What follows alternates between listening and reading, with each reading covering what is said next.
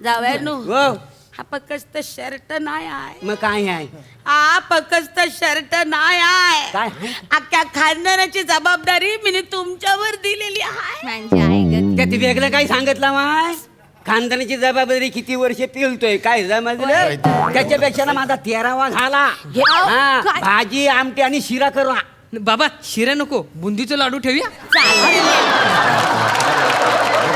बापाच्या 13व्याला